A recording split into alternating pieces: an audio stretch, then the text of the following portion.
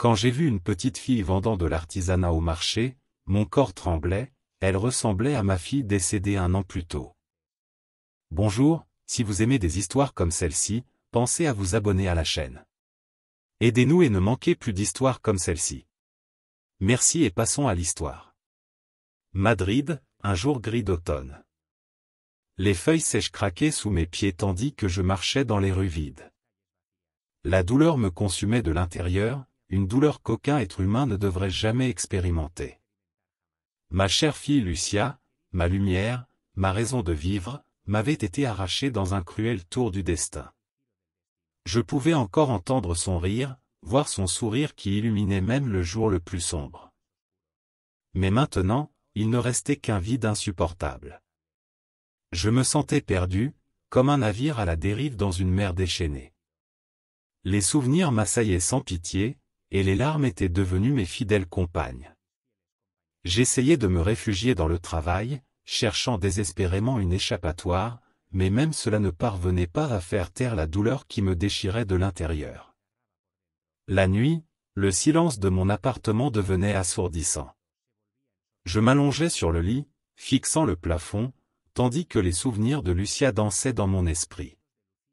Sa voix, ses étreintes, ces moments précieux qui semblaient maintenant si lointains.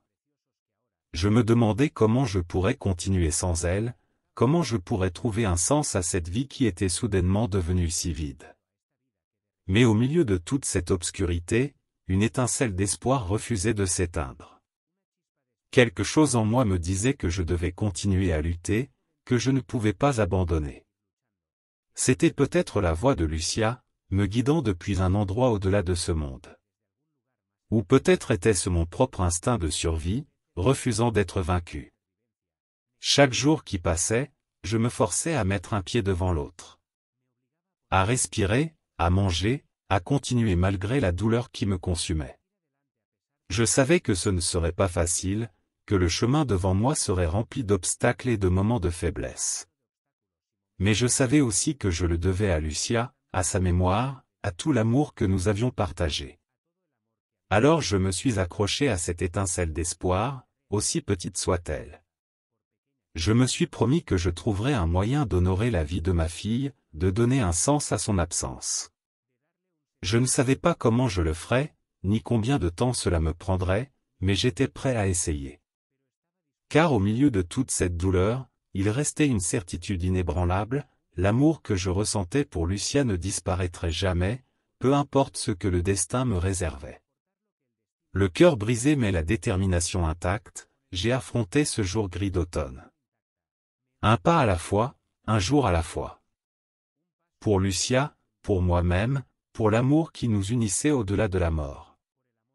Et ainsi, avec l'espoir comme seule compagne, je me suis engagé sur le chemin incertain qui s'ouvrait devant moi. La foire artisanale sur la Plaza Mayor de Madrid bouillonnait d'activité. Les couleurs vibrantes des stands et le murmure de la foule remplissaient l'air. C'était une journée ensoleillée, mais je le remarquais à peine. Je marchais parmi les gens comme un automate, sans but précis, plongé dans mes pensées. C'est alors que je l'ai vue. Une petite fille aux cheveux noirs et aux yeux brillants, riant en admirant une poupée de chiffon sur l'un des stands. Mon cœur a fait un bond et j'ai senti le monde s'arrêter autour de moi. C'était comme si je voyais Lucia, ma chère fille, une fois de plus. D'un pas tremblant, je me suis approché d'elle. La petite fille a levé les yeux et nos regards se sont croisés. La ressemblance était si stupéfiante que j'ai senti que l'air me manquait. « Bonjour » ai-je dit d'une voix entrecoupée, « comment t'appelles-tu » Isabelle, a-t-elle répondu avec un sourire timide. À ce moment-là, une femme s'est approchée de nous. C'était la mère d'Isabelle, Martha. Elle m'a regardé avec méfiance, ne comprenant pas pourquoi un étranger parlait à sa fille. « Excusez-moi, monsieur, puis-je vous aider » a demandé Martha, posant une main protectrice sur l'épaule d'Isabelle. « Je suis désolé, me suis-je empressé de dire, c'est juste que votre fille me rappelle beaucoup quelqu'un que j'ai connu il y a longtemps. » Martha a froncé les sourcils, mais avant qu'elle ne puisse répondre, Isabelle est intervenue. Maman, je peux montrer au monsieur la poupée que j'aime bien. Martha a hésité un moment, mais a finalement acquiescé. Isabelle m'a pris la main et m'a conduit jusqu'au stand, me montrant la poupée avec enthousiasme. En l'écoutant parler, j'ai ressenti une connexion inexplicable avec elle, comme si un fil invisible nous unissait. Après quelques minutes, Martha s'est approchée de nous. « Isabelle, il est temps de partir » a-t-elle dit avec douceur mais fermeté. Isabelle m'a regardé avec des yeux suppliants. « Je peux revoir le monsieur un autre jour ?» Martha m'a jeté un regard évaluateur avant de répondre. « On verra, ma chérie. Dis au revoir au monsieur pour l'instant. » Isabelle m'a impulsivement embrassé, me prenant par surprise. « Au revoir, monsieur. J'espère vous revoir bientôt. » En les regardant s'éloigner dans la foule, j'ai ressenti un mélange d'émotions. Confusion, étonnement, et une étincelle de quelque chose que je n'avais pas ressenti depuis longtemps, l'espoir. Je ne comprenais pas pourquoi, mais je savais que je devais revoir Isabelle. Quelque chose me disait qu'elle était la clé pour démêler le mystère qui avait enveloppé ma vie depuis la perte de Lucia. Avec une détermination renouvelée, je me suis éloigné de la foire, mon esprit déjà en train d'échafauder un plan. Je ne savais pas ce que l'avenir me réservait, mais j'étais prêt à affronter n'importe quel défi pour découvrir la vérité derrière la ressemblance entre Isabelle et ma fille bien-aimée. La rencontre à la foire artisanale n'avait été que le début d'une quête qui allait changer ma vie à jamais. De retour dans mon appartement, je ne pouvais pas sortir Isabelle de mon esprit. La ressemblance avec Lucia était trop frappante pour être une simple coïncidence. Quelque chose en moi criait qu'il y avait plus dans cette histoire que ce qui était visible à l'œil nu. Déterminé à découvrir la vérité, je me suis plongé dans une enquête exhaustive. J'ai passé des heures devant l'ordinateur, cherchant toute information qui pourrait faire la lumière sur l'identité d'Isabelle et sa famille. Registres publics, réseaux sociaux, anciens articles de journaux, je n'ai laissé aucune pierre non retournée. Plus je creusais, plus de questions surgissaient. Qui était le père d'Isabelle? Pourquoi Martha avait-elle réagi avec tant de méfiance face à mon intérêt pour sa fille? Chaque piste que je trouvais semblait me mener à une impasse, mais je n'étais pas prêt à abandonner. Un jour, en examinant des archives à la bibliothèque locale, je suis tombé sur un nom qui me semblait familier, Alejandro Sanchez. C'était le nom qui figurait comme père d'Isabelle sur son acte de naissance. Le cœur battant, j'ai poursuivi ma recherche, essayant de trouver plus d'informations sur cet homme mystérieux. Ce que j'ai découvert m'a coupé le souffle. Alejandro Sanchez avait été impliqué dans une affaire de trafic d'enfants il y a des années, mais il avait réussi à échapper à la justice et à disparaître sans laisser de traces. Un frisson m'a parcouru le dos en pensant à la possibilité qu'Isabelle soit liée à ce sombre passé. Je savais que je m'aventurais sur un terrain dangereux, mais je ne pouvais pas m'arrêter maintenant. J'avais besoin de réponses, non seulement pour ma propre paix d'esprit, mais aussi pour le bien-être d'Isabelle. S'il y avait quelque chose de trouble dans son histoire familiale, je devais le mettre au jour. Avec une détermination renouvelée, je me suis dirigé vers la maison de Martha, prêt à l'affronter et à exiger la vérité. J'ai frappé à la porte le cœur battant, ne sachant pas ce qui m'attendait de l'autre côté. Martha a ouvert la porte, surprise de me voir. « Que faites-vous ici ?» a-t-elle demandé avec méfiance. « J'ai besoin de vous parler » ai-je dit fermement. C'est à propos d'Isabelle et de son père, Alejandro Sanchez. Le visage de Martha a pâli en entendant ce nom. « Je ne sais pas de quoi vous parlez » a-t-elle dit, essayant de fermer la porte, mais je l'ai arrêtée avec ma main. « S'il vous plaît, Martha » ai-je supplié. « Je sais qu'il y a quelque chose que vous ne me dites pas. Isabelle pourrait être en danger. Laissez-moi vous aider. » Martha m'a fixé pendant quelques secondes qui ont semblé éternelles. Finalement, avec un soupir de résignation, elle a ouvert complètement la porte. « D'accord » a-t-elle dit à voix basse. « Entrez. » Il y a beaucoup de choses que vous devez savoir. En entrant dans la maison, j'ai senti que j'étais sur le point de m'engouffrer dans un labyrinthe de secrets et de mensonges. Mais j'étais prêt à affronter tout ce qui serait nécessaire pour protéger Isabelle et découvrir la vérité derrière sa ressemblance avec ma chère Lucia. L'enquête avait pris un tournant inattendu, et j'étais prêt à aller de l'avant, peu importe où ce chemin me mènerait. Martha m'a conduit au salon et m'a fait signe de m'asseoir. D'une main tremblante, elle a commencé à me raconter une histoire qui m'a coupé le souffle. Alejandro Sanchez, le père présumé d'Isabelle, avait fait partie d'un réseau de trafic d'enfants opérant à Madrid. Martha avait été l'une des victimes, forcée de remettre son bébé nouveau-né aux trafiquants. Ils m'ont dit que ma fille était morte à la naissance, dit Martha en larmes. Mais des années plus tard, j'ai découvert la vérité. Isabelle est ma fille biologique, celle qui m'a été arrachée. Mon cœur s'est serré en entendant son histoire. Je ne pouvais pas imaginer la douleur et l'angoisse que Martha avait endurées toutes ces années. Cependant, une question continuait de tourner dans mon esprit, pourquoi Isabelle ressemblait-elle tant à ma Lucia? Avant que je ne puisse formuler ma question à voix haute, un fort coup à la porte nous a fait sursauter. Martha s'est levée d'un bond, la peur se reflétant dans ses yeux. C'est lui, a-t-elle chuchoté d'une voix tremblante. Alejandro. Un homme a fait irruption dans la maison, son visage déformé par la colère. Que fait ce type ici, a-t-il grogné, me pointant du doigt d'un air accusateur. Martha s'est interposée entre nous, essayant de me protéger. Javier est juste là pour aider, a-t-elle dit fermement.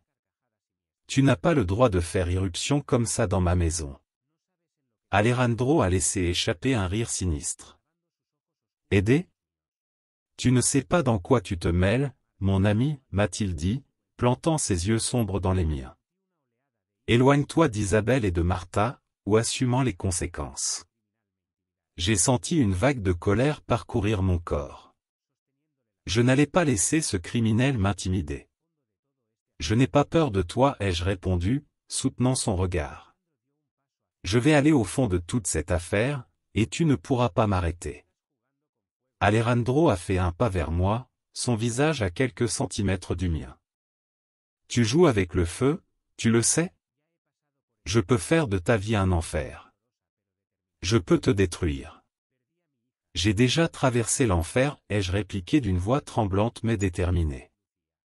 J'ai perdu ma fille, et je ne me reposerai pas tant que je n'aurai pas découvert la vérité derrière la ressemblance entre Isabelle et Lucia. Alejandro a plissé les yeux, son expression devenant plus menaçante. Je te préviens une dernière fois. Éloigne-toi de cette affaire, ou tu le regretteras. Sur ces mots, il s'est retourné et est sorti de la maison, claquant la porte derrière lui. Martha s'est effondrée sur le canapé, tremblant de la tête aux pieds. Javier, s'il te plaît, fais attention, a-t-elle supplié. Tu ne sais pas de quoi Alejandro est capable. J'ai pris ses mains dans les miennes, essayant de lui transmettre un peu de réconfort. Ne t'inquiète pas, Martha. Je ne laisserai rien arriver à Isabelle, ni à toi. Ensemble, nous trouverons un moyen de démasquer Alejandro et de faire justice. Alors que je serrais Martha dans mes bras, mon esprit échafaudait déjà la prochaine étape. Les menaces d'Alejandro n'avaient fait que renforcer ma détermination. Peu importaient les obstacles que je devrais affronter, je ne me reposerai pas tant que je n'aurai pas découvert la vérité derrière tout ce mystère. Isabelle, Lucia, Martha, toutes méritaient des réponses, et j'étais prêt à tout risquer pour les trouver. Après la confrontation avec Alejandro, Martha et moi nous sommes plongés dans une enquête approfondie. Nous savions que nous devions agir vite avant qu'Alejandro ne mette ses menaces à exécution. Nous nous sommes répartis les tâches, pendant que Martha se concentrait sur la protection d'Isabelle, je me suis consacré à suivre la piste du réseau de trafic d'enfants. J'ai passé des jours entiers à examiner des dossiers de police, à parler avec des informateurs et à suivre des pistes. Chaque information que je trouvais me menait à une toile plus sombre et plus profonde. Le réseau de trafic n'opérait pas seulement à Madrid, mais avait des connexions internationales. Politiciens, juges, hommes d'affaires, il semblait que la corruption s'étendait à tous les niveaux de la société. Un soir, alors que je passais en revue des documents dans mon appartement, j'ai reçu un appel urgent de Martha. « Javier, tu dois venir immédiatement » a-t-elle dit d'une voix entrecoupée. J'ai découvert quelque chose de terrible. Sans perdre une seconde, je me suis dirigé vers sa maison. En arrivant, Martha m'a accueilli, le visage pâle et les mains tremblantes. Elle m'a conduit à la chambre d'Isabelle, où il y avait une boîte à chaussures sur le lit. D'une main hésitante, Martha a soulevé le couvercle, révélant son contenu. À l'intérieur de la boîte, il y avait des dizaines de photographies de bébés et de jeunes enfants, ainsi que des documents d'adoption falsifiés. Mon cœur s'est arrêté quand j'ai reconnu un visage familier parmi ces images. C'était Lucia, ma fille perdue.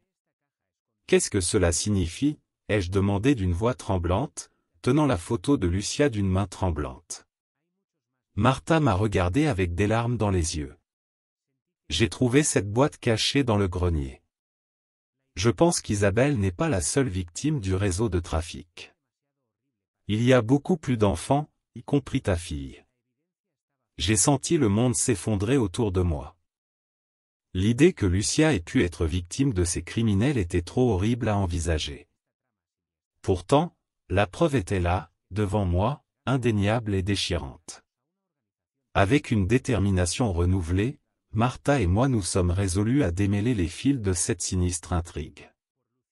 Nous savions que nous risquions nos vies en affrontant une organisation aussi puissante, mais nous ne pouvions pas faire marche arrière. Nous devions faire justice pour Isabelle, pour Lucia et pour tous les enfants qui avaient souffert aux mains de ces trafiquants sans scrupules. Alors que nous nous plongions plus profondément dans l'enquête, un schéma a commencé à émerger. Les enfants étaient enlevés ou achetés à des familles vulnérables, puis vendus à des couples riches qui ne pouvaient pas avoir leurs propres enfants. C'était une entreprise lucrative et impitoyable, qui profitait de la douleur et du désespoir des gens. Chaque découverte nous rapprochait de la vérité, mais nous exposait aussi à un plus grand danger. Nous recevions des menaces voilées, nous sentions qu'on nous surveillait à chaque pas. Mais nous ne pouvions pas abandonner, pas maintenant que nous étions si près de démasquer les responsables et de les traduire en justice. Le cœur chargé d'espoir et de peur, Martha et moi nous sommes préparés pour l'affrontement final. Nous savions que la bataille serait dure, mais nous étions prêts à nous battre jusqu'au bout pour le bien d'Isabelle, de Lucia et de tous les enfants qui avaient été victimes de ce réseau de trafic. Les sombres secrets étaient sur le point d'être révélés, et nous étions prêts à en affronter les conséquences, quoi que le destin nous réserve. Les preuves en main et la détermination brûlant dans nos cœurs, Martha et moi nous sommes dirigés vers l'endroit où nous savions qu'Alejandro et ses complices se réuniraient. C'était une usine abandonnée à la périphérie de Madrid, un lieu sinistre et désolé qui semblait tout droit sorti d'un film d'horreur. Nous nous sommes faufilés dans le bâtiment, les nerfs à fleur de peau. Chaque ombre, chaque son faisait accélérer nos cœurs. Nous savions que nous entrions dans la tanière du loup, mais il n'y avait pas de retour en arrière possible. En arrivant dans la salle principale, nous nous sommes retrouvés face à Alejandro et un groupe d'hommes à l'aspect menaçant. Leurs visages se sont transformés en grimaces de surprise et de fureur en nous voyant. « Que diable faites-vous ici » a grogné Alejandro, faisant un pas vers nous. Martha a jeté la boîte à chaussures à ses pieds. « Nous savons tout sur votre réseau de trafic d'enfants » a-t-elle dit d'une voix ferme, malgré la peur qui l'envahissait. « Nous avons des preuves qui vous relient directement à l'enlèvement et à la vente illégale d'enfants. » Alejandro a laissé échapper un rire sinistre. « Des preuves ? Vous n'avez rien. Nous sommes intouchables, s'est-il vanté, croisant les bras. C'est alors que j'ai révélé mon atout. Nous avons les témoignages de familles auxquelles vous avez arraché leurs enfants. Nous avons des documents qui prouvent vos transactions avec des fonctionnaires corrompus. Et nous avons ceci. J'ai sorti mon téléphone et j'ai fait jouer l'enregistrement d'une conversation incriminante entre Alejandro et l'un de ses associés. Le visage d'Alejandro a pâli en entendant sa propre voix dans l'enregistrement. Ses yeux se sont remplis de fureur et il a fait un pas menaçant vers nous. « Maudit fouineur » a-t-il craché. « Vous allez payer pour ça. » Mais avant qu'il ne puisse faire quoi que ce soit, les sirènes de la police ont envahi l'air. Nous avions alerté les autorités avant de venir, et maintenant elles encerclaient le bâtiment. Alejandro et ses hommes ont tenté de fuir, mais ils ont été rapidement maîtrisés et menottés par les agents. Tandis que je regardais Alejandro être emmené, j'ai ressenti un mélange de soulagement et de tristesse. Nous avions réussi à démanteler le réseau de trafic, mais le mal était déjà fait. Tant de vies brisées, tant de familles séparées. Martha a posé une main sur mon épaule, comme si elle lisait dans mes pensées. Nous l'avons fait, Javier. Nous avons rendu justice pour Isabelle, pour Lucia et pour tous les autres enfants. J'ai acquiescé, essayant de contenir les larmes qui menaçaient de jaillir de mes yeux. Mais il reste encore beaucoup de questions sans réponse. Que s'est-il vraiment passé avec Lucia? Comment Isabelle s'inscrit-elle dans tout cela? Martha m'a regardé avec détermination. Nous trouverons les réponses, Javier. Ensemble, nous irons au fond de tout ce mystère. Alors que nous sortions de l'usine abandonnée, les lumières des patrouilles illuminant la nuit, j'ai senti une étincelle d'espoir dans mon cœur. Nous avions gagné une bataille importante, mais il restait encore beaucoup à découvrir.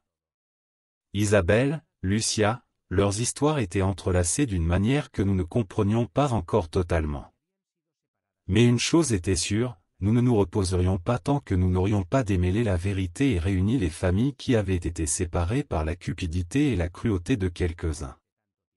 C'était une promesse que nous nous faisions à nous-mêmes et à tous ceux qui avaient souffert en silence pendant si longtemps. La confrontation avait été intense, mais ce n'était que le début. Maintenant, avec le réseau de trafic démantelé, nous avions le champ libre pour aller de l'avant et découvrir les secrets qui se cachaient encore dans l'ombre. Isabelle, Lucia, bientôt elles auraient les réponses qu'elles désiraient tant, et nous serions là pour les soutenir à chaque étape du chemin. Après l'arrestation d'Alejandro et le démantèlement du réseau de trafic, Martha et moi nous sommes plongés dans une recherche frénétique de réponses. Nous savions que la clé pour découvrir la vérité sur Isabelle et Lucia se trouvait quelque part dans les archives saisies lors de la descente de police. Nous avons passé des jours entiers à examiner des documents, à suivre des pistes et à relier les points. Chaque information que nous trouvions nous rapprochait de la vérité, mais remplissait aussi nos cœurs d'anxiété et de peur. Finalement, après des nuits blanches et un travail acharné, nous sommes tombés sur un document qui a tout changé. C'était un certificat de naissance, mais pas n'importe lequel. Il révélait qu'Isabelle et Lucia étaient des sœurs jumelles, séparées à la naissance par le réseau de trafic. Mon monde s'est arrêté à cet instant. Lucia, ma fille bien-aimée, n'était pas morte dans ce tragique accident comme je le croyais. Elle avait été enlevée et vendue, condamnée à une vie loin de sa vraie famille. D'une main tremblante, j'ai pris le certificat et je l'ai montré à Martha. Ses yeux se sont remplis de larmes en comprenant l'ampleur de ce que nous avions découvert. Isabelle, l'enfant qu'elle avait élevé comme la sienne, était en réalité la sœur de Lucia. Nous nous sommes regardés, submergés par l'émotion et la douleur. Comment allions-nous expliquer cela à Isabelle? Comment pourrions-nous réparer les dégâts causés par ces criminels sans scrupules? Nous savions que nous devions agir avec délicatesse et précaution. Isabelle avait grandi en aimant Martha comme sa mère, et découvrir la vérité pourrait être un choc dévastateur pour elle. Le cœur serré, nous nous sommes assis avec Isabelle et lui avons révélé la vérité sur ses origines. Nous lui avons parlé de Lucia, de la façon dont elles avaient été séparées à la naissance et de comment j'avais passé des années à chercher ma fille perdue sans savoir qu'elle était si proche. Isabelle nous a écoutés, les yeux remplis de larmes, son petit corps tremblant d'émotion. « Alors, j'ai une sœur » a-t-elle demandé d'une voix tremblante. J'ai acquiescé, luttant contre le nœud dans ma gorge. « Oui, mon amour. Et moi, je suis ton père. Isabelle s'est jetée dans mes bras, pleurant à chaudes larmes. Je l'ai serrée fort, sentant des années de douleur et de perte s'évanouir à ce moment-là. Martha nous a rejoints, et nous nous sommes fondus dans une étreinte pleine d'amour et de guérison. Nous savions que le chemin à parcourir ne serait pas facile. Il y avait beaucoup à assimiler, beaucoup de blessures à guérir. Mais nous étions ensemble, comme une famille, prêts à affronter tous les défis qui se présenteraient à nous. Alors que je serrais ma fille et Martha dans mes bras, j'ai senti un poids se lever de mes épaules. La vérité avait été révélée, et bien qu'elle soit douloureuse, elle était aussi libératrice. Nous pouvions maintenant commencer à reconstruire nos vies, à créer de nouveaux souvenirs et à guérir les blessures du passé. Isabelle, Lucia, Martha et moi, nous étions une famille, unie par l'amour et la force que nous avions trouvée au milieu de l'adversité. Et ensemble, nous étions prêts à affronter l'avenir, sachant que rien ne pourrait plus jamais nous séparer. La vérité avait été un long et tortueux chemin, mais au final, elle nous avait menés là où nous appartenions, dans les bras les uns des autres, dans un foyer rempli d'amour et d'espoir. Et cela, en soi, était le plus grand cadeau que nous puissions demander. Après cette révélation bouleversante, Isabelle, Martha et moi nous sommes embarqués dans un voyage de guérison et de redécouverte. Nous avons déménagé dans une nouvelle maison, créant un foyer rempli d'amour et de compréhension. Chaque jour était une opportunité de mieux nous connaître, de renforcer les liens qui nous unissaient. Isabelle s'est adaptée à sa nouvelle réalité avec une force et une maturité qui m'ont émerveillé. Elle a embrassé son identité en tant que ma fille et la sœur de Lucia avec un courage admirable. Martha et moi l'avons soutenue à chaque étape, nous assurant qu'elle sache qu'elle était aimée inconditionnellement.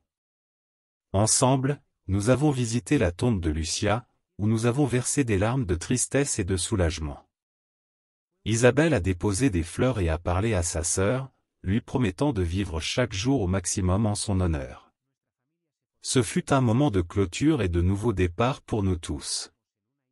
Au fil des mois, notre famille se renforçait et grandissait. Martha et moi nous sommes mariés lors d'une cérémonie intime, entourés d'amis et d'êtres chers. Isabelle a porté les alliances avec fierté, rayonnante de bonheur. Mais notre histoire ne s'arrêtait pas là. Nous savions qu'il y avait beaucoup d'autres familles qui avaient été victimes du réseau de trafic, et nous étions déterminés à les aider. Nous avons créé une fondation en l'honneur de Lucia, dédiée à réunir les familles séparées et à apporter un soutien à ceux qui avaient vécu le même cauchemar que nous. Chaque jour, nous travaillions sans relâche pour faire une différence dans la vie des autres. Isabelle est devenue une ardente défenseuse des droits des enfants, utilisant sa propre histoire pour inspirer et motiver les autres. Et ainsi, à chaque pas que nous faisions, à chaque famille que nous réunissions, nous sentions que nous honorions la mémoire de Lucia et que nous donnions un sens à toute la douleur que nous avions traversée. Notre histoire est devenue un témoignage de la force de l'amour et de la résilience de l'esprit humain. Nous avons appris que même dans les moments les plus sombres, il y a toujours de l'espoir. Que la vérité, aussi douloureuse soit-elle, trouve toujours son chemin vers la lumière. Et que la famille, sous toutes ses formes, est le plus grand trésor que nous puissions avoir. En regardant en arrière, je peux voir comment chaque pièce du puzzle s'est parfaitement emboîtée. Chaque larme versée, chaque défi surmonté nous a conduits là où nous devions être. À un endroit d'amour, de guérison et de nouveau départ. Et ainsi, avec Isabelle et Martha à mes côtés, je sais que je peux affronter tout ce que la vie me réserve. Parce qu'ensemble, nous sommes plus forts que n'importe quelle adversité. Ensemble, nous pouvons surmonter tous les obstacles et trouver la lumière dans l'obscurité. C'est notre histoire. Une histoire de perte, d'amour et de rédemption. Une histoire qui nous rappelle que même dans les moments les plus difficiles, il y a toujours de l'espoir. Et que l'amour, sous toutes ses formes, est la force la plus puissante qui existe. À Lucia, ma douce enfant, merci de nous guider depuis le ciel. Ta lumière brille dans chaque sourire d'Isabelle, dans chaque acte de bonté que nous accomplissons. Tu seras toujours dans nos cœurs, et ton héritage vivra à travers nous. À Isabelle et Martha, mes amours, merci d'être mon roc et mon refuge. Pour avoir cru en moi-même quand je doutais de moi-même. Ensemble, nous avons construit un foyer rempli d'amour et de rire, et j'ai hâte de voir ce que l'avenir nous réserve. Et à tous ceux qui ont souffert, qui ont perdu et qui ont lutté, je dis, ne perdez pas espoir. Gardez vivante la flamme de l'amour dans vos cœurs, car c'est cette flamme qui nous guide à travers l'obscurité. Ce n'est pas la fin de notre histoire, ce n'est que le début. Un début plein de promesses, de rêves et d'un amour qui peut tout guérir. Ensemble, nous écrirons les prochains chapitres, embrassant chaque moment avec gratitude et émerveillement. Car au final, c'est l'amour qui nous définit. C'est l'amour qui nous rend forts. Et c'est l'amour qui nous guidera toujours vers la maison.